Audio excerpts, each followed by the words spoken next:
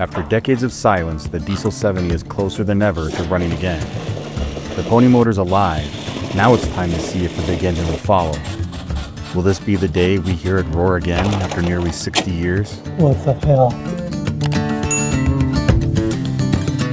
Now that the pony motor's finally come to life, it's time to shift our focus to the real heart of the Diesel 70, the big engine itself. But bringing this beast back to life isn't just a matter of hitting a switch. It takes a plan, a careful hookup to the pony motor, and maybe we'll hear this machine roar for the first time in more than 60 years. So you pretty pumped for today? Is today the day? Is it gonna happen? It's the day. Should be happy about it. You should be. If you weren't so wore out, you would be happier. Did you practice your happy dance before? No, I can't happy dance. But before tackling the engine, the crew takes a quick detour. The hood we saw in the last episode gets test fitted into place, making sure everything lines up before it heads off for paint. That way, while the painters do their thing, the guys here can stay focused on getting the engine ready to run. Next up, the exhaust manifold goes on, the piece that gathers all the engine's breath and sends it out through the pipe. With that in place, the exhaust stack gets a test fit to make sure everything lines up. Next, the guys need to bleed the valves, but you won't find a YouTube tutorial on a job like this, not when the machine is 92 years old.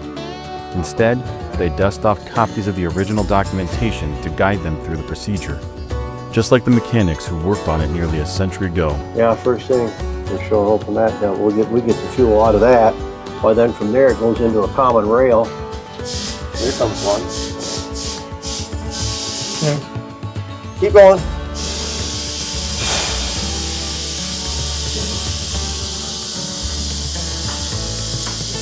Tube already primed.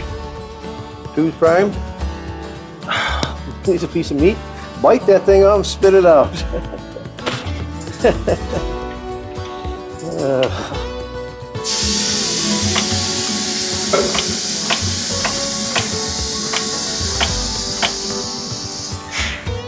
Oh, I see it dripping, ain't it? Is that what I see? Yeah. What, we got a line or? Oh, yeah.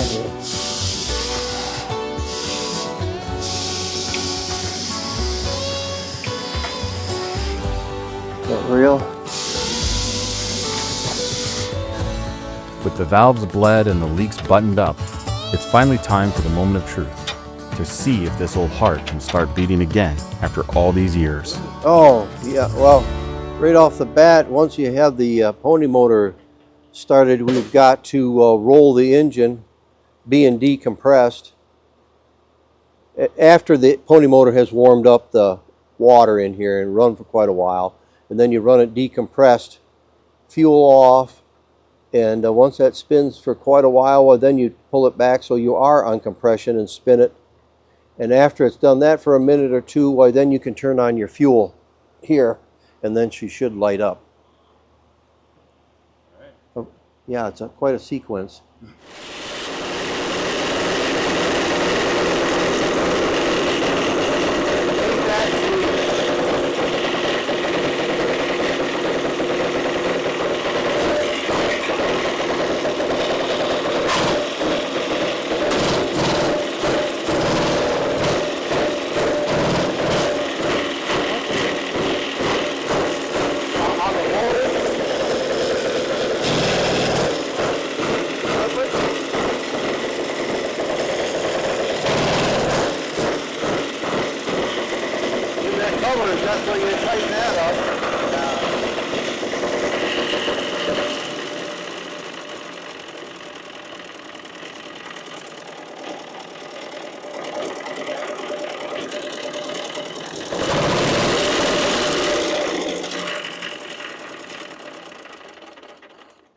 Our starter drive clutches, we need a 1/2-inch wrench to start out with. It engaged pretty smoothly. It did. Didn't bang that That's a low. lot of weight to get. That's a lot of weight to get moving. A lot of weight to get rolling right off the bat. They don't have. They just got one speed. I didn't want to keep trying to burn that clutch right up. No. Just a one-speed gearbox in there, like the 75 had two. You could start out in a lower gear and get it spinning, then go to a higher one. This one you got to kind of slip the clutch to get it to get rolling. The girl started pretty good. Oh, it did. Real nice. Yeah, I don't understand that slipperiness down in there. Do you? That oil looking stuff. Yeah. The housing's dry around the outside. Yeah. Where would that have got all that? Oh, Oh, we were running the pony motor. Must have oil somehow.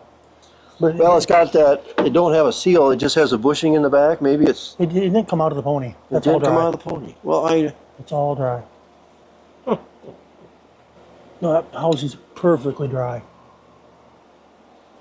I'd be damned. When you turn the pony, it doesn't turn the starter. After a few tweaks to the starter inside the gearbox, the crew gives it another shot.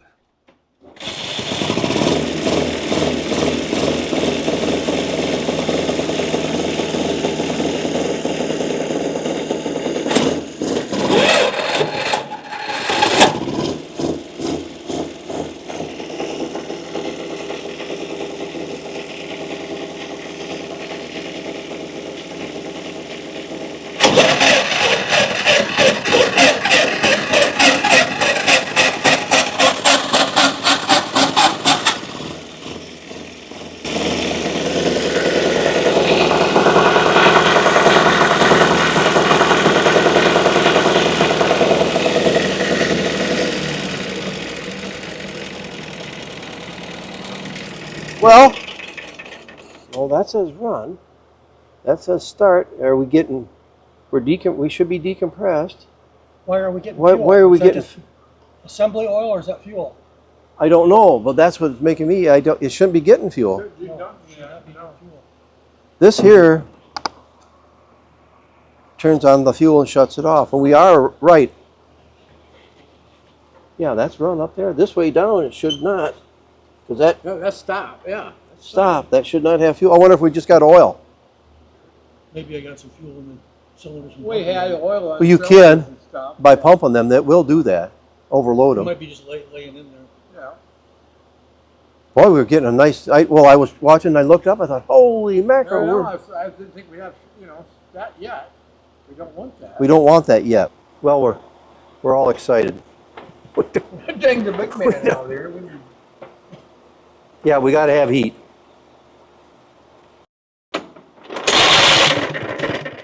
The crew lets the pony motor run longer this time, hoping it's enough to kick the big engine awake. Anticipation turns into nerves.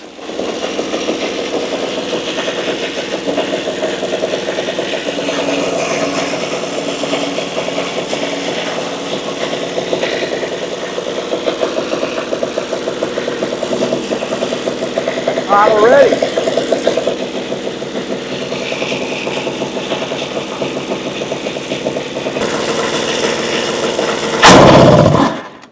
Oh! Got to grab that throttle. Remember? I got a little aggressive. Yeah.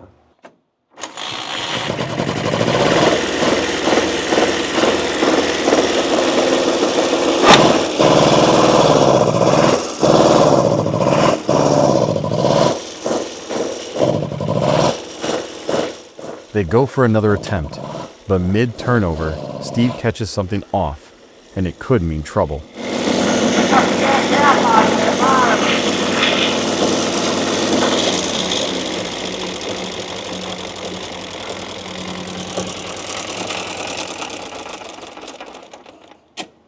What the hell? What's the matter?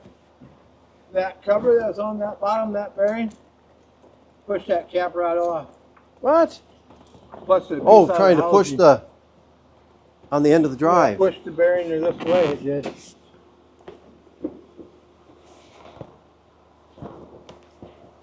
Was there only one bolt in it? No, there's two bolts in it. I think the other one probably fell down. There's two bolts in it. What in the hell? Push so hard on that drive. Yep.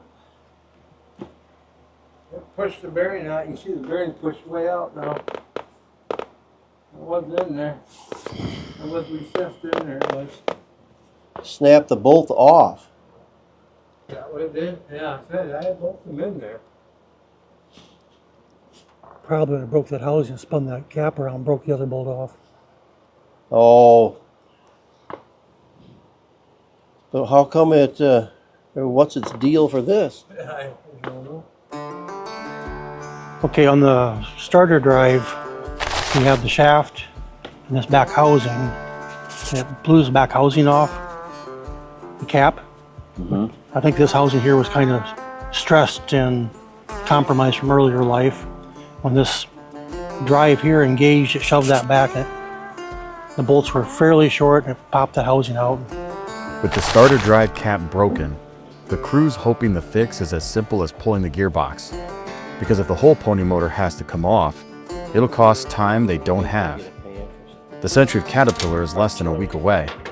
Before making a move, they call Ed Clausen, author of Making Tracks and an expert on these early diesel machines. Look down in there, I can see a hex. Yeah, how's Ed today? Not too bad. Yeah.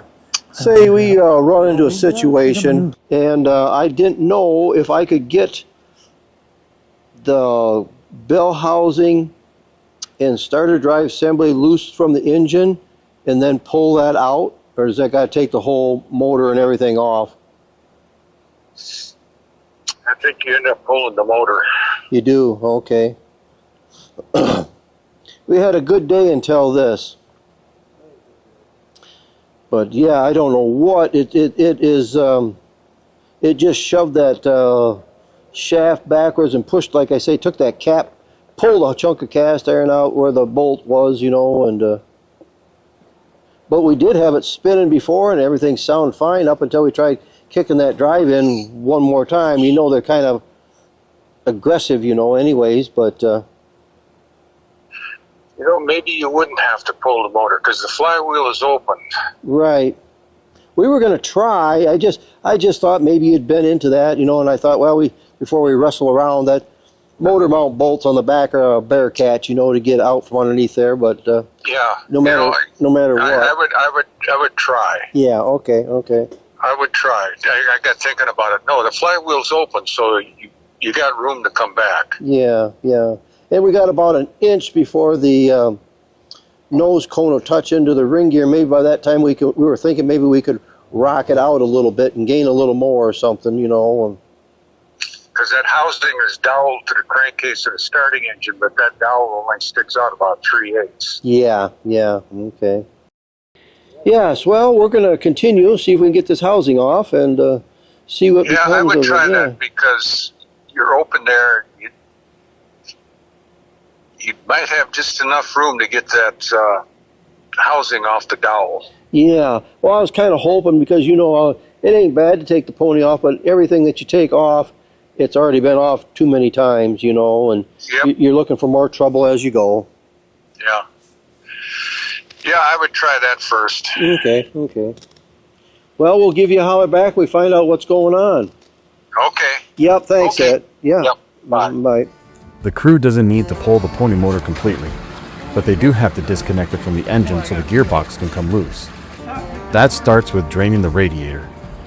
And let's just say it made a bit of a mess. So what happened? Had to be. The guys remove the gearbox and discover the issue. There she is. Tore that end right off again. Yeah. It's supposed to be That's what he put back on there. that's what it is, a shaft.